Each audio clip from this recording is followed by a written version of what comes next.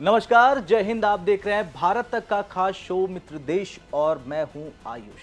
आज हम एक ऐसी दोस्ती की फाइल आपके सामने खोलने जा रहे हैं जिसकी स्क्रिप्ट दिल्ली और हनोई में लिखी जा रही है, लेकिन इसकी गूंज बीजिंग से लेकर वॉशिंगटन तक सुनाई दे रही है। जी हां, जब भारत के वायुसेना प्रमुख air chief martial AP Singh Vietnam की धरती पर कदम रखते हैं तो वो सिर्फ एक मेहमान नहीं होते हैं, बल्कि वो उस ब्रह्मोस की ताकत और सुखोई के भरोसे को साथ लेकर चलते हैं जिसने पूरे दक्षिण चीन सागर की लहरों में एक नई हलचल पैदा कर दी है।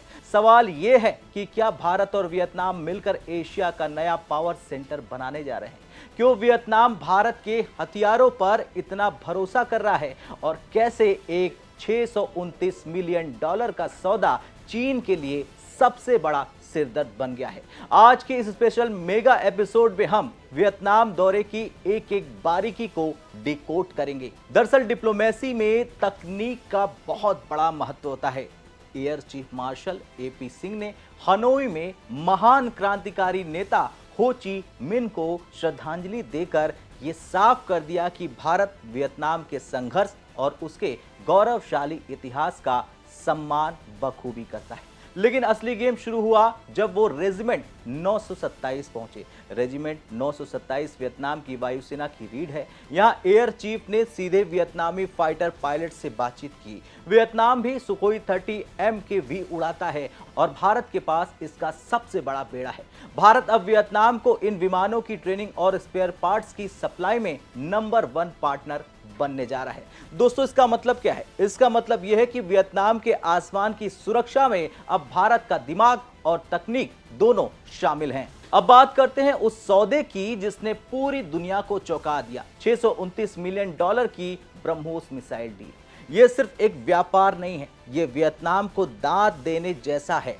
ब्रह्मोस दुनिया की सबसे तेज सुपरसोनिक क्रूज मिसाइल है। अगर इसे वियतनाम के तटों पर तैनात कर दिया जाता है तो दक्षिण चीन सागर में किसी भी अवैध घुसपैठ को रोकना वियतनाम के लिए बाएं हाथ का खेल होगा। भारत ने वियतनाम को क्रेडिट ऑफ लाइन यानी लोन भी दी है ताकि वो अपनी रक्षा जरूरतों को आसानी से पूरा कर सके। और यही तो दोस्ती है, और यही दोस्ती में दिखता है कि भारत अब सिर्फ अपनी सुरक्षा नहीं कर रहा है बल्कि अपने दोस्तों को भी अभेद्य बना रहा है और चीन को यह बता रहा है कि हरकत करना बंद कर दीजिए वरना अंजाम बुरा होगा। अब चीन वियतनाम के समुद्री क्षेत्र पर अक्सर दावे करता है और हमने आपको अक्सर वीडियो में दिखाया भी है सबूतों के साथ। यहां भारत की एंट्री चीन के स्ट्रिंग ऑफ पर्ल्स का सबसे बड़ा जवाब है। अगर चीन हिंद महासागर में पैर पसारने की कोशिश करता है तो भारत वियतनाम के जरिए चीन के पिछले दरवाजे यानी कि दक्षिण चीन सागर, जिसे हम साउथ चाइना सी कहते हैं, उसमें अपनी मौजूदगी दर्ज करा रहा है। एयर चीफ मार्शल और जनरल गुएन तान कुओंग के बीच हुई बातचीत में क्षेत्रीय सुरक्षा शब्द का बार बार इस्तेमाल हुआ। यह कूटनीतिक भाषा में बीजिंग को एक सीधा और स्पष्ट मैसेज था, संदेश था कि हम अब अकेले नहीं हैं, यानी वियतनाम भारत के साथ खड़ा है। भारत और वियतनाम का रिश्ता नया नहीं है। 1954 में जब वियतनाम फ्रांसीसी शासन से लड़ रहा था तब भारत ने उसका समर्थन कर दिया था। आज वही भरोसा रक्षा क्षेत्र में बदल चुका है। भारत न केवल मिसाइलें दे रहा है ब्रह्मोस जैसी, बल्कि वियतनामी सैनिकों को साइबर सुरक्षा, सैटेलाइट डेटा शेयरिंग और अंडर वाटर वॉरफेयर यानी पनडुब्बी युद्ध की भी ट्रेनिंग दे रहा है। वियतनाम भारत के मेड इन इंडिया इकोसिस्टम के लिए एक लॉन्च पैड की तरह है और आने वाले समय में हम वियतनाम को आकाश मिसाइल सिस्टम और तेजस फाइटर जेट्स की पेशकश भी कर सकते हैं। चलिए अब जानते हैं क्या ये एक नया सैन्य गुट बनने वाला है। देखिए, ये तो नहीं हो सकता, लेकिन एक्सपर्टों का मानना यह है कि भारत और वियतनाम के बीच की अनहैंस्ड कॉम्प्रिहेंसिव स्ट्रेटेजिक पार्टनरशिप यानी कि ECSP एशिया में शक्ति संतुलन के लिए अनिवार्य है। वियतनाम दक्षिण पूर्व एशिया में भारत का सबसे मजबूत रक्षा स्तंभ है। ये पार्टनरशिप केवल हथियारों तक सीमित नहीं है, बल्कि ये हिंद प्रशांत, जिसे हम इंडो पैसिफिक कहते हैं, उस क्षेत्र को स्वतंत्र और खुला रखने की एक साझा कसम है।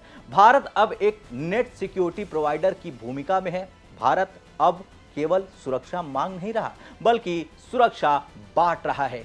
बता दें, भारत और रूस द्वारा संयुक्त रूप से विकसित ब्रह्मोस मिसाइल आज वैश्विक रक्षा जगत में एक ऐसा नाम या फिर यूं कहें कि बेजोड़ नाम बन चुकी है, जिसने न सिर्फ युद्ध का तरीका बदला है, बल्कि इसने चीन जैसे विस्तारवादी देशों की भी नींद उड़ा दी है और बता दिया है कि अगर आप पाकिस्तान को मिसाइलें देंगे तो हम भी आपके पड़ोसियों को हथियार देंगे। अब बीजिंग के सैन्य रणनीतिकारों के लिए ब्रह्मोस एक ऐसी अजय पहेली बन गई है जिसका तोड़ उनके पास फिलहाल नहीं है। ऐसे में चलिए अब हम समझते हैं आखिर क्यों ब्रह्मोस मिसाइल चीन के लिए सबसे बड़ी तूफानी टेंशन बन चुकी है। दरअसल ब्रह्मोस की सबसे बड़ी ताकत इसकी रफ्तार है। यह दुनिया की सबसे तेज सुपरसोनिक क्रूज मिसाइल है जो ध्वनि की गति से लगभग 3 गुना तेजी यानी 2.8 से 3.0 मैक से चलती है। चीन के लिए टेंशन की बात यह है कि उसके पास मौजूद अधिकांश मिसाइल डिफेंस सिस्टम सबसोनिक यानी ध्वनि की धीमी मिसाइलों को रोकने के लिए डिजाइन किए गए हैं।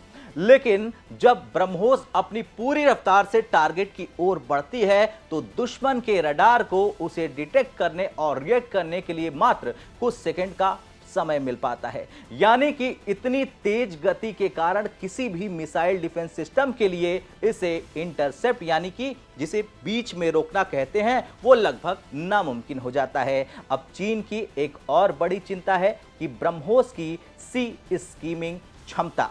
यह मिसाइल समुद्र की सतह से मात्र 5 से 10 मीटर की ऊंचाई पर उड़ सकती है। पृथ्वी की गोलाई के कारण दुश्मन के रडार इसे तब तक नहीं देख पाते हैं जब तक कि ये बिल्कुल करीब ना आ जाए, पास ना आ जाए। जब तक चीन के युद्धपोतों को यह पता चलता है कि उन पर हमला हुआ है, तब तक तो ब्रह्मोस उनके किल जोन में घुसकर तबाही मचा चुकी होगी। अब चीन के लिए सबसे बड़ी रणनीतिक टेंशन तब शुरू हुई जब भारत ने ब्रह्मोस को निर्यात करना शुरू किया। फिलीपींस के बाद अब वियतनाम के साथ ब्रह्मोस की डील चीन के लिए किसी बड़े झटके से कम नहीं होगी। बात करें फिलीपींस की तो दक्षिण चीन सागर में चीन के दावों को वो चुनौती दे रहा है। ब्रह्मोस की तैनाती के बाद फिलीपींस अपनी समुद्री सीमाओं की रक्षा बेहतर ढंग से कर पाएगा। दूसरे नंबर पर है वियतनाम। वियतनाम का चीन के साथ बहुत पुराना विवाद है। अब यदि वियतनाम अपने तटों पर ब्रह्मोस तैनात भी कर देता है तो दक्षिण चीन सागर में चीन की नौसेना, जिसे हम PLAN कहते हैं, उसकी बेरोक-टोक आवाजाही पर लगाम लग जाएगी। तीसरे नंबर पर है इंडोनेशिया। जी हां, पिछले महीने प्रधानमंत्री नरेंद्र मोदी खुद इंडोनेशिया के दौरे पर गए थे और इस दौरे के दौरान भारत और इंडोनेशिया के बीच ब्रह्मोस मिसाइल खरीदने को लेकर एक महत्वपूर्ण समझौता हुआ था। इससे पहले वियतनाम भी भारत से ब्रह्मोस मिसाइल खरीदने का समझौता कर चुका है। देखा जाए तो चीन इसे अपनी घेराबंदी के रूप में देखता है, वो आर्टिकल छापता है, उसकी सरकारी मीडिया आर्टिकल छापती है। लेकिन भारत का अपने मित्र देशों को हथियार से लैस करना चीन की विस्तारवादी नीति के रास्ते में सबसे बड़ा रोड़ा है। ब्रह्मोस केवल एक मिसाइल नहीं है दोस्तों, ये भारत की बदलती रक्षा नीति का सबसे बड़ा उदाहरण है, प्रतीक है, प्रमाण है। रक्षात्मक से सक्रिय रक्षा यानी प्रोएक्टिव डिफेंस की ओर बढ़ते कदम का नाम ही ब्रह्मोस है।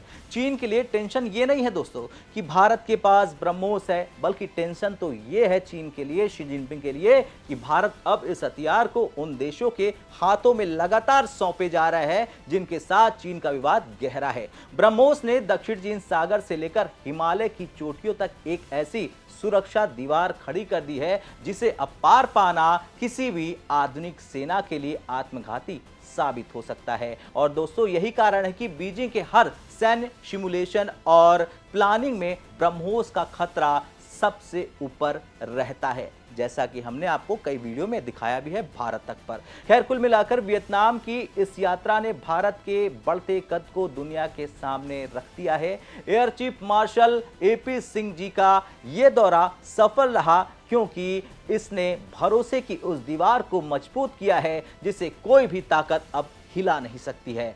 भारत और वियतनाम की ये आसमानी दोस्ती आने वाले दशकों में एशिया की राजनीति तय करेगी।